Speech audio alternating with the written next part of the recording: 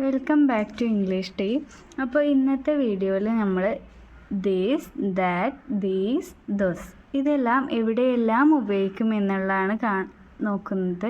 നമ്മൾ ഈ വാക്കുകളെല്ലാം ഈ ഒരു ദീസ്, ദാറ്റ്, ദീസ്, ദോസ് ഇതെല്ലാം നമ്മൾ സെൻറ്റൻസിലായാലും ബുക്കിലായാലും നിരന്തരം കാണുന്നതാണ്. അപ്പോൾ ഇതെല്ലാം നമുക്ക് എവിടെയെല്ലാം ഉപയോഗിക്കണം, എവിടെയെല്ലാം ഇത് കൊടുക്കണം എന്നൊന്നും അറിയില്ലായിരിക്കും. അപ്പോൾ ഇന്നത്തെ വീഡിയോയിൽ നമ്മൾ ഇതെല്ലാമാണ് നോക്കുന്നത്. So let's go to the video. We use these, that, these, those to point to people or things. ആളുകളെയോ അല്ലെങ്കിൽ എന്തെങ്കിലും കാര്യങ്ങളെയോ തിങ്സിനെയോ കാണിക്കുന്നതിനാണ് നമ്മൾ ഈ വാക്കുകൾ ഉപയോഗിക്കുന്നത്. അപ്പോൾ ദിസ് എന്ന് പറഞ്ഞാൽ ഇത്, ദാറ്റ് എന്നാൽ അത്, ദീസ് ഇവ, ദോസ് അവ. ദിസ് എന്ന് പറഞ്ഞാൽ നമ്മൾ പറഞ്ഞു ഇത്. ഇത് എന്ന് പറഞ്ഞാൽ ഈ ദിസും ദാറ്റും സിംഗുലറാണ്. ദിസ് ഇത്, ഇത് എന്ന് പറയുമ്പോൾ ഒരു കാര്യമാണ്, അപ്പോൾ അത് സിംഗുലറാണ്. നിയർ അടുത്തുള്ള കാര്യത്തിനെ പറയാനാണ് നമ്മൾ ദിസ് ഉപയോഗിക്കുന്നത്. ദാറ്റ് എന്നാൽ അത് എന്നുള്ളതും സിംഗുലറാണ്. ഫാർ ദൂരെയുള്ള കാര്യത്തിനാണ് നമ്മൾ ദാറ്റ് അത് എന്നുള്ളത് ഉപയോഗിക്കുക. അടുത്തുള്ളതിന് ഇത് എന്നും ദൂരെയുള്ളതിന് അത് എന്നും ഉപയോഗിക്കാം. ദിസ് എന്നാൽ ഇവ, ദോസ് എന്നാൽ അവ.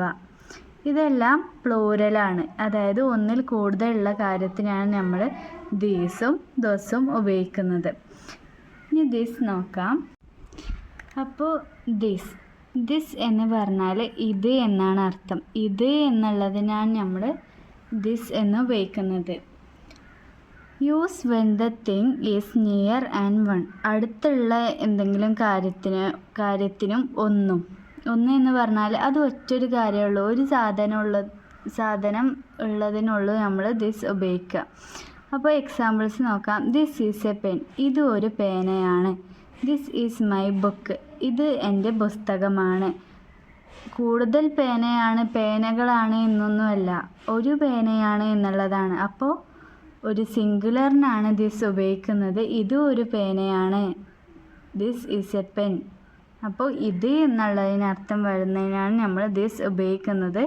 പിന്നെ ഈസ് നമ്മൾ കഴിഞ്ഞ വീഡിയോ ചെയ്തിട്ടുണ്ട്. ഈസ്, ആം, ആർ ഇതെല്ലാം എവിടെയൊക്കെ കൊടുക്കണം, എന്താണ് അർത്ഥം എന്നുള്ളതൊക്കെ ആ വീഡിയോയിൽ ക്ലിയർ ആയി പറയുന്നുണ്ട്. അപ്പോൾ കാണാത്തവരുണ്ടെങ്കിൽ അത് പോയി കാണുക. ദാറ്റ് നോക്കാം. Use when the thing is far and one. അപ്പോൾ ദിസ് നമ്മൾ പറഞ്ഞു അടുത്തുള്ളതിനാണ് യൂസ് ചെയ്യുക. എന്നാൽ ദാറ്റ് നമ്മൾ ദൂരെയുള്ള ഒരു കാര്യത്തിന്, അത് എന്ന് പറഞ്ഞാൽ ദൂരെ. അപ്പോൾ അങ്ങനെ ദൂരെയുള്ള കാര്യത്തിനാണ് നമ്മൾ ദാറ്റ് ഉപയോഗിക്കാറ്. ദാറ്റ് എന്ന് പറഞ്ഞാൽ അത് എന്നാണ് കേട്ടോ അർത്ഥം. ഉദാഹരണം നോക്കാം. ദാറ്റ് ഈസ് എ ട്രീ, അതും ഒരു മരമാണ്. അപ്പോൾ ദാറ്റ് ഈസ് എ ട്രീ എന്ന് പറഞ്ഞാൽ അതും ഒരു മരമാണ്. അത് എന്ന് പറയുമ്പോൾ നമ്മൾ ദൂരെയുള്ള കാര്യത്തിനാണ് അത് ഉപയോഗിക്കാറ്. അപ്പോൾ ഇത് എന്നുള്ളതാണെങ്കിൽ നമ്മൾ പറഞ്ഞു ദിസ്സാണ് അടുത്തുള്ളതിന്. ഇത് ദാറ്റ് എന്ന് പറഞ്ഞാൽ സിംഗുലറാണ്, ഫാറാണ്, ദൂരെയുള്ള കാര്യത്തിനാണ് ദാറ്റ് ഉപയോഗിക്കാറ്. ദാറ്റ് ഈസ് ഹെർ ഹൗസ്, അത് അവളുടെ വീടാണ്. ഹെർ എന്ന് പറഞ്ഞാൽ അവളുടെ. അപ്പോൾ ദാറ്റ് ഈസ് ഹെർ ഹൗസ്, അത് അവളുടെ വീടാണ്. അപ്പോൾ ദാറ്റ് എന്ന് പറഞ്ഞാൽ അത്, ദൂരെയുള്ള കാര്യത്തിന്. ദാറ്റ് ഈസ് എ ട്രീ, അതും ഒരു മരമാണ്. ദാറ്റ്സ് എ സൈക്കിൾ, അതും ഒരു സൈക്കിളാണ്. ദാറ്റ്സ് എ പോണ്ട്, അതൊരു കുളമാണ് എന്നുള്ളതിന്. ദീസ് എന്നാൽ ഇവ എന്നാണ് അർത്ഥം വരുന്നത്. Use when the things are near and more than one.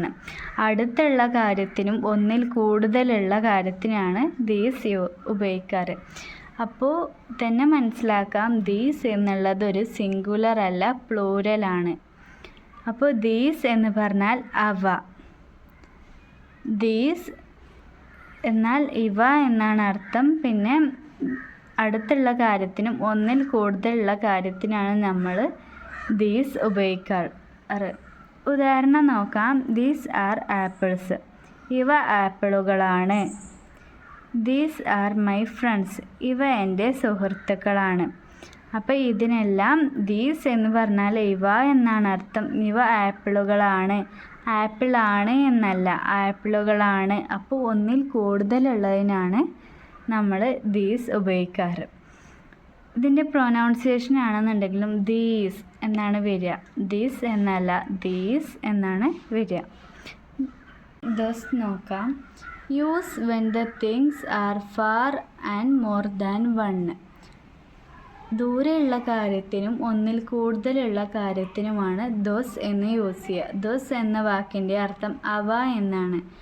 ഉദാഹരണം നോക്കാം. Those are birds. അവ പക്ഷികളാണ്. പക്ഷിയാണ് എന്നല്ല, പക്ഷികളാണ്. അപ്പോൾ പ്ലൂരലാണ്, ഒരുപാടുണ്ട്, ഒന്നിൽ കൂടുതലുണ്ട്.